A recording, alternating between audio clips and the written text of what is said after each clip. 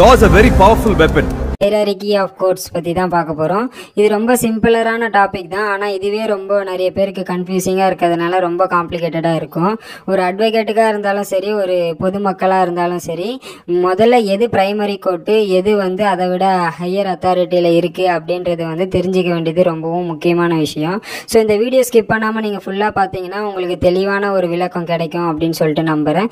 So video skip பண்ணாமல் ஃபுல்லாக பாருங்க. வாங்க வீடியோக்குள்ளே போகலாம். அதுக்கு முன்னாடி இந்த சேனல் நீங்கள் இன்னும் சப்ஸ்கிரைப் பண்ணணும்னா சப்ஸ்கிரைப் பண்ணிடுங்க. கூடவே பெல் ஐக்கானையும் கிளிக் பண்ணிடுங்க. ஸோ அந்த கோர்ட்டோட நேம் எந்த விதத்தில் டிஃபர் ஆகும் அப்படின்னு சொல்லிட்டு பார்த்தீங்கன்னா, மெட்ரோபாலிட்டன் ஏரியாவில் வேறு மாதிரி கால் பண்ணுற மாதிரி இருக்கும். ஸோ அதர் டிஸ்ட்ரிக்டில் வேறு மாதிரி கால் பண்ணுற மாதிரி இருக்கும். ஸோ முதல்ல இப்போ மெட்ரோபாலிட்டன் ஏரியாவில் என்ன மாதிரி கூப்பிட்றாங்க அப்படின்னு சொல்லிட்டு பார்த்தீங்கன்னா, மெட்ரோபாலிட்டன் ஏரியாவில் சிவில் கோர்ட்ஸ், கிரிமினல் கோர்ட்ஸ் ரெண்டுமே இருக்கும். ஆஸ் யூஷுவல் டிஸ்ட்ரிக்ட் கோர்ட்லையும் சிவில் கோர்ட்ஸ், கிரிமினல் கோர்ட்ஸ்னு ரெண்டுமே இருக்கும். ஸோ மெட்ரோபாலிட்டன் ஏரியாவில் சிவில் கோர்ட்டாக என்னென்ன இருக்கும் அப்படின்னு சொல்லிட்டு பார்த்தீங்கன்னா, சிட்டி சிவில் கோர்ட்ஸ், அதுக்கப்புறமேட்டு கோர்ட் ஆஃப் ஸ்மால் காசஸ் அப்படின்னு சொல்லிட்டு ரெண்டு இருக்கும். இப்போ கோர்ட் ஆஃப் ஸ்மால் காசஸில் பார்த்தீங்கன்னா ரெண்டு விதமான கேஸ் வரும் அப்படின்னு சொல்லிட்டு சொல்லலாம். அதாவது இந்த மோட்டார் ஆக்சிடென்ட் கிளைம், இப்போ டூ வீலரில் ஆக்சிடென்ட் ஆகிட்டு அந்த இடத்துல கிளைம் பண்ணுறாங்க அப்படின்னு சொல்லிட்டு இருக்கும்போது, இங்கே ஸ்மால் காசஸ் கோர்ட்டில் தான் அந்த கிளைமை அவங்க கேட்குறாங்க மாதிரி இருக்கும். அடுத்தது சிட்டி சிவில் கோர்ட் பார்த்தீங்கன்னா, அந்த இடத்துல நம்மளுக்கு தெரியும் சிவில் கேசஸ்லாம் வரும், லேண்ட் டிஸ்பியூட்ஸ் இந்த மாதிரியான சில சம்மந்தப்பட்ட கேசஸ்லாம் வரும். ஸோ இது ரெண்டு கோர்ட்டுமே இப்போ சென்னை மெட்ரோபாலிட்டன் ஏரியா தான். சென்னையில் இருக்கிற மெட்ரோபாலிட்டன் கோர்ட் எங்கே அப்படின்னு சொல்லிட்டு பார்த்தீங்கன்னா, இந்த ஹைகோர்ட் கோர்ட் கேம்பஸ்குள்ளே சிட்டி சிவில் கோர்ட்டும் ஸ்மால் காசஸ் கோர்ட்டும் நம்ம பார்க்க முடியும்.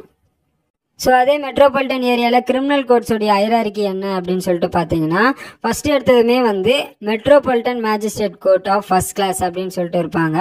இப்போது செகண்ட் கிளாஸ் அப்படின்னு சொல்லிட்டு மென்ஷன் பண்ணியிருப்பாங்க சில இடத்துல. ஆனால் செகண்ட் கிளாஸ் அப்படின்னு சொல்லிட்டு தனியாக மேஜிஸ்ட்ரேட் யாரும் இல்லை. ஃபர்ஸ்ட் கிளாஸ் மேஜிஸ்ட்ரேட்டை எல்லாமே சேர்த்து பார்க்குற மாதிரி தான் இருப்பாங்க. இது என்னன்னு பார்த்தீங்கன்னா, மெட்ரோபாலிட்டன் மேஜிஸ்ட்ரேட் கோர்ட்டு தான் இருக்கிறதுலே primary court.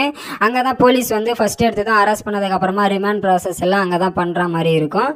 So metropolitan magistrate கோர்ட்டுக்கு மேலே அதை விட ஹையர் அத்தாரிட்டி கோர்ட் எது அப்படின்னு சொல்லிட்டு பார்த்தீங்கன்னா, சீஃப் மெட்ரோபாலிட்டன் மேஜிஸ்ட்ரேட் அப்படின்னு சொல்லிட்டு சொல்லலாம். சீஃப் மெட்ரோபாலிட்டன் மேஜிஸ்ட்ரேட் அவங்களுடைய கோர்ட் பார்த்தீங்கன்னா சீஃப் மெட்ரோபாலிட்டன் மேஜிஸ்ட்ரேட் கோர்ட் அப்படின்னு சொல்லிட்டு சொல்லுவாங்க. ஸோ இந்த மேஜிஸ்ட்ரேட்டுடைய ரேங்கை பொறுத்து அந்த கோர்ட்டு நேமும் சொல்கிற மாதிரி இருக்கும். ஸோ இதில் உங்களுக்கு கன்ஃபியூஷன் வர வாய்ப்பு இல்லை. ஸோ அடுத்து சீஃப் மெட்ரோபாலிட்டன் மேஜிஸ்ட்ரேட் கோர்ட்டுக்கு அதை விட ஹையர் அத்தாரிட்டி கோர்ட் எது அப்படின்னு சொல்லிட்டு பார்த்தீங்கன்னா, செஷன்ஸ் கோர்ட் அப்படின்னு சொல்லிட்டு சொல்லலாம். சில இடத்துல city civil and sessions court அப்படின்னு சொல்லிட்டு இருக்கும். ஸோ அந்த இடத்துல சிவில் கேஸும் பார்ப்பாங்க, செஷன்ஸ் கேசஸும் பார்ப்பாங்க. செஷன்ஸ் கேஸ் அப்படின்னு சொல்லிட்டு என்ன அப்படின்னு சொல்லிட்டு பார்த்தீங்கன்னா, அது சீரியஸான கேசஸாக இருக்க மாதிரி இருக்கும். லைஃப் இம்ப்ரெஷன்மெண்ட்டு, அபோவ் 10 years பனிஷ்மெண்ட் கொடுக்குற மாதிரி இருக்கிற கேசஸ் எல்லாமே செஷன்ஸ் கோர்ட்டுக்கு தான் போகும்.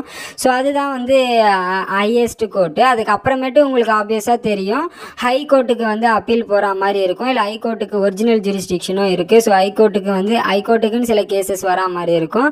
ஸோ அதுக்கு மேலே என்ன கோர்ட் இருக்குன்னா சுப்ரீம் கோர்ட் இருக்குது. இது உங்களுக்கு தெரியும். ஸோ நம்மளுக்கு ஸ்டார்டிங் தான் கொஞ்சம் தெரியாத மாதிரி இருக்கும். ஸோ பிரைமரி கோர்ட்லேருந்து நான் இப்போ உங்களுக்கு சொல்லியிருக்கேன்.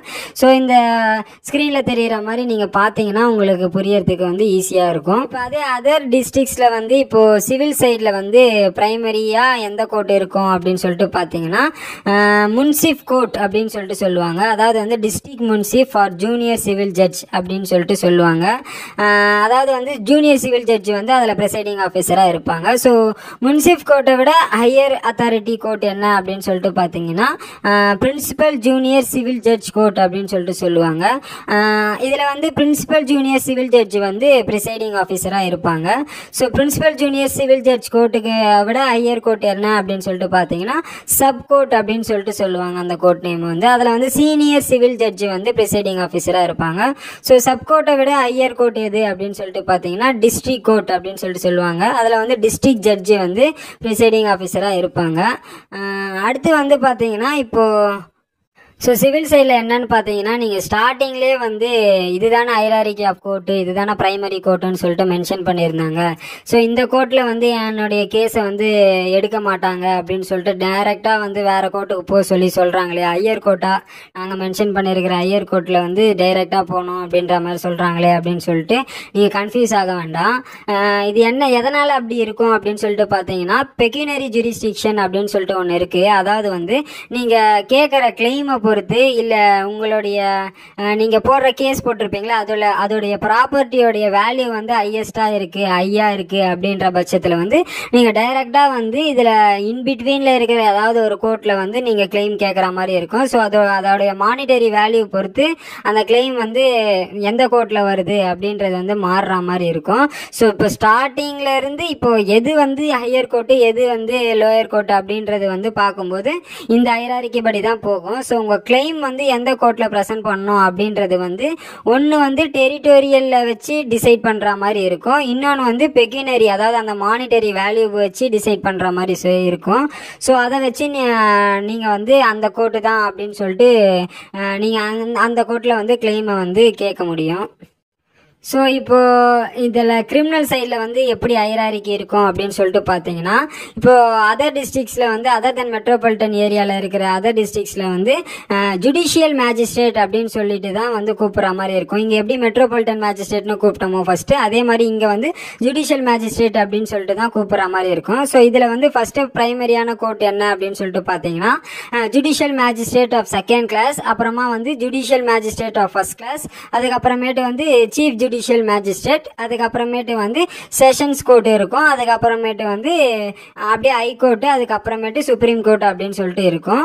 ஸோ இந்த மாதிரி நாங்கள் வேறு எதனா பார்த்து எக்ஸ்பிளைன் பண்ணணும்னு நீங்கள் நினச்சிங்கன்னா மறக்காமல் கமெண்ட் செக்ஷனில் மென்ஷன் பண்ணுங்கள். அப்படியே எங்கள் வீடியோவை லைக் பண்ணுங்கள், ஷேர் பண்ணுங்கள், மறக்காமல் சேனலை சப்ஸ்கிரைபும் பண்ணிடுங்க. நன்றி.